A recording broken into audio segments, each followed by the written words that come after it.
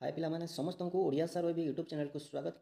आज भिडियोटी 10मा श्रेणी पिलामानक आज थिला ओडिशा आदर्श विद्यालय 10मा श्रेणी ओडिया परीक्षा से प्रश्नपत्र उपरे आज तुमମାନଙ୍କ ପାଇଁ ଏହି ଭିडिଓଟି ଆଣି ଦେଇଛି। ଆଜି ଆମେ ଆଲୋଚନା କରିବା ଏହି ପ୍ରଶ୍ନପତ୍ରର ସମସ୍ତ ଉତ୍ତର।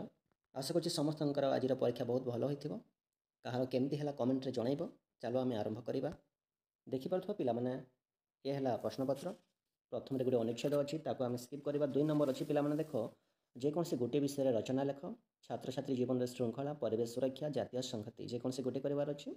ଏହି ଉପରେ ମୁଁ ଏହି ଚ୍ୟାନେଲ ମାଧ୍ୟମରେ ମଧ୍ୟ ଏହି ରଚନା ସେୟାର କରିଛି। ତୁମେ ଯାହାକୁ ଦରକାର ତୁମେ ପାଇପାରିବ। ନମ୍ବର 3ରେ ଯୋଗ ଶିକ୍ଷାର ଆବଶ୍ୟକତା ଶୀର୍ଷକ ତୁମର ଏକ ଲେଖା ପ୍ରକାଶନ ନିମନ୍ତେ ଅନୁରୋଧ କରି ସ୍ଥାନୀୟ ସମ୍ବାଦପତ୍ରର ସମ୍ପାଦକଙ୍କ ନିକଟକୁ ପତ୍ର। କିମ୍ବାରେ ଅଛି ଇତିହାସ ପଠନର ଉପାଦେୟତା ଶୀର୍ଷକରେ ପୁଣି ବର୍ଣ୍ଣନା କରିକି ସମ୍ବାଦପତ୍ରର ସମ୍ପାଦକଙ୍କୁ ପତ୍ର ଲେଖିବା ପାଇଁ ପ୍ରଶ୍ନ। ଏହି ଉପରେ ମଧ୍ୟ ମୁଁ ଏହି ଚ୍ୟାନେଲ ମାଧ୍ୟମରେ ସେୟାର କରୁଛି, ତୁମେ ପାଇପାରିବ। ଆଶା କରୁଛି ସମସ୍ତେ ପରୀକ୍ଷାରେ ଏ ସମସ୍ତ ତୁମେ ଆଟେଣ୍ଡ କରିଥିବ, ଲେଖିଥିବ ବହୁତ ଭଲ ଭାବରେ। ନମ୍ବର 4 ଅଛି ଦେଖ ପିଲାମାନେ, ସୂଚନା ଅନୁସାରେ ବାକ୍ୟ ଗୁଡ଼ିକୁ ପରିବର୍ତ୍ତନ କରି ଲେଖ।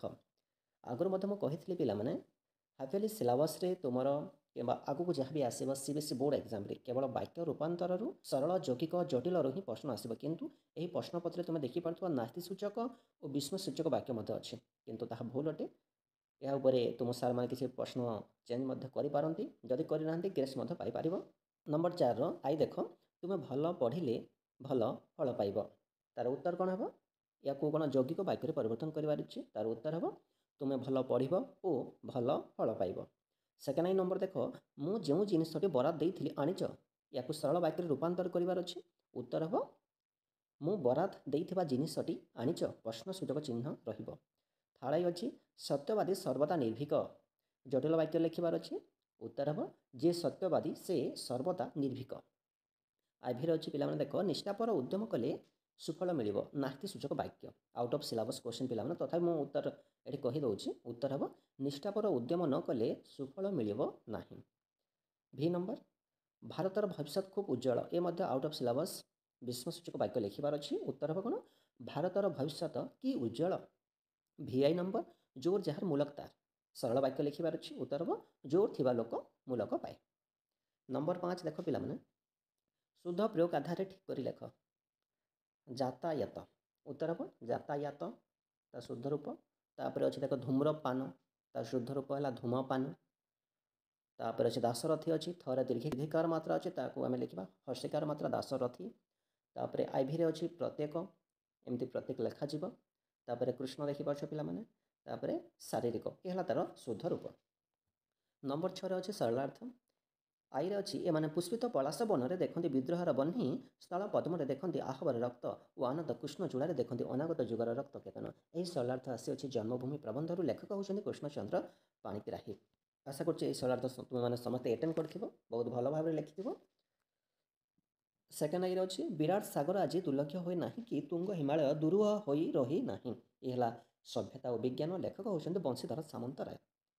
ଏ ମଧ୍ୟ ଏ ଦୁଇଟି ଭିତରୁ ଗୋଟିଏ କରିବାର ଥିଲା। ଯେକୌଣସି ଗୋଟିଏ କରିଥିବ ବହୁତ ଭଲ ହୋଇଥିବ ଆଶା କରେ।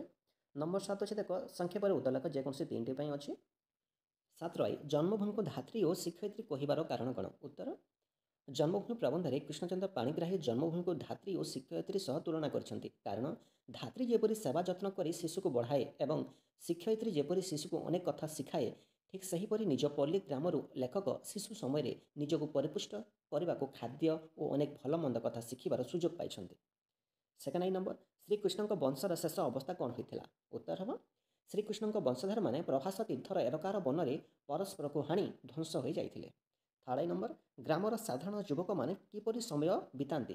ଉତ୍ତର ହେବ ଗ୍ରାମର ସାଧାରଣ ଯୁବକମାନେ ଯେଉଁମାନେ କି ଶିକ୍ଷିତ କିମ୍ବା ଅର୍ଦ୍ଧଶିକ୍ଷିତ, ସେମାନେ ଚାକିରି ନ ପାଇ ଜନ୍ମଭୂମିକୁ ଛାଡ଼ି ପାରନ୍ତି ନାହିଁ। ସେମାନେ ପ୍ରଧାନତଃ ରାଜନୀତିର ଆଶ୍ରୟ ନେଇ ସମୟ ବିତାନ୍ତି।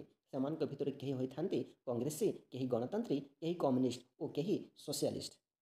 ଆଇଭି ନମ୍ବର, ଆମେ ସଭ୍ୟତା ଆଖ୍ୟା କାହାକୁ ଦେଇଥାଉ? ଉତ୍ତର ହେବ ମାନବ ଯେଉଁ ବୈଷୟିକ, ଶାରୀରିକ, ମାନସିକ ଓ ନୈତିକ ଉନ୍ନତି ତଥା ଜ୍ଞାନ ସାଧନ କରିଥାଏ ତାହାକୁ ଆମେ ସଭ୍ୟତା ଆଖ୍ୟା ଦେଇଥାଉ। ଭି ନମ୍ବର, ଜଡ଼ ବିଜ୍ଞାନ କେତେ ଭାଗରେ ବିଭକ୍ତ ଓ କ'ଣ କ'ଣ? ଜଡ଼ ବିଜ୍ଞାନ 2 ଭାଗରେ ବିଭକ୍ତ, ସେଗୁଡ଼ିକ ହେଲା ପଦାର୍ଥ ବିଜ୍ଞାନ ଏବଂ ରସାୟନ ବିଜ୍ଞାନ। ନମ୍ବର 8 ଅଛି ପିଲାମାନେ ଦେଖ, ଉତ୍ତର ପର୍ଯ୍ୟାୟରୁ ଠିକ୍ ଉତ୍ତରଟିକୁ ବାଛିବାର ଅଛି। ଗଦ୍ୟ ବିଭାଗରୁ ପ୍ରଶ୍ନ ଗୁଡ଼ିକ ଅଛି। ଫାର୍ଷ୍ଟ ଆଇ ନମ୍ବର, ମନବୋଧ ଜ୍ୟୋତିଷାର ଲେଖକ କିଏ? उत्तर हम भक्तचरण दास। सेकेंड आई नंबर समय स्रोत लेखक अवस्था किपर होइछि उत्तर हम शुष्क तृण। थर्ड आई सार माउसी लेखक को आगे कौन कही पचारुथिले उत्तर केबे आसिलु बापा। आईवी नंबर गोविंदा भाई क्यों प्रकार लोक उत्तर हम आजीवन अकर्मा। भि नंबर स्वर्णशीर्ष धान्य ग्रामभूमि केबे पूर्ण हो जाए उत्तर हम हेमंतरे। भि आई नंबर आध्यात्मिकता क्यों मानक वैशिष्ट्य उत्तर हम भारतीय। विज्ञान कौन कमाई देछि बोले आधुनिक सभ्यतार विपक्षवादी मैंने कहते उत्तर हम ईश्वर विश्वास। भिथाड़ आधुनिक सभ्यतार आदर्श समस्ते जानिले क्यों ध्वजा उड़िब उत्तर मैत्रीर ध्वजा। परवर्ती प्रश्न क्यों विज्ञान आलोक उत्ताप विद्युत शब्द प्रभृति विभिन्न तत्वर अनुसंधान करथाय उत्तर हम पदार्थ विज्ञान। एक्स नंबर जीवन कहार एक अवस्था विशेष उत्तर हम शक्तिर अवस्था। नंबर 9 सरलार्थ जेकोसी गोटे करार अच्छी संकट काले तुम्भंत उदाहरण तिपुण दियोसी सिंहनाद प्रसन्न बदन यह भीमंक सिंहनाद गाड़ी पद्यर प्रश्न कवि होती सारला दास। सेकेंड आई नंबर विभूति की भुंचुथुलु विभूति भूषणे बड़ कूड़े जनमी शरण की कारण से यह राघवंक लंका यात्रानुकूल पद्यर प्रश्न कवि होती उपेन्द्र भंज। आशा करूँ दुईटी भितर गोटे तुम बहुत भल भाव लिखि। 10 नंबर संख्या पर उत्तर लेख पर्वतमाला गुड़िक उत्कल जननी देहरे किभली भाव में शोभा पाउछि उत्तर हम पर्वतमाला गुड़िक उत्कल जननी देहरे तरंग आकृति में शोभा पाउछि। सेकेंड आई नंबर समुद्रकूल क्यों क्यों वृक्ष द्वारा सुशोभित उत्तर हम समुद्रकूल ताल तमाल वृक्ष द्वारा सुशोभित। थर्ड आई नंबर लक्ष्मी कहीं दुर्योधन को छाड़ी पड़ाइले उत्तर हम दुर्योधन जितेबाला महालक्ष्मी बारण को खातिर नक हाथ को पेली दे भर्सना कले से महालक्ष्मी दुर्योधन को छाड़ी पड़ाइले। आईवी नंबर सिंधु को पोतिबा रामचंद्र कहीं स्थिर कले उत्तर हम लंकागढ़ से उद्धार करने निमंते समुद्र अतिक्रम करने आवश्यक थिबारु रामचंद्र सिंधु को पोतिबा स्थिर कले। भि नंबर पोतपाଳ मशा जाली कहीं उत्तर हम नौका उपर जलुवा मशार अग्निशिक्षा द्वारा आकर्षण हो मीन मैंने नौका भितर को डेई था तेणु मीन धरिबा उद्देश्य पोतपाଳ मशा जाली। 11 नंबर उत्तर पजार ठीक उत्तर को बाछिबार अच्छी पद्य विभाग यह प्रश्न गुड़िक। आई नंबर उत्कल जननी शरीर को किए धोई दौर उत्तर हम समुद्र।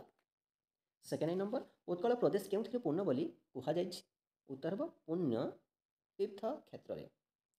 थर्ड आई नंबर निम्नोक्त मध्य क्योंकि सप्तसागर अंतर्भुक्त नुहे उत्तर हम लोतक।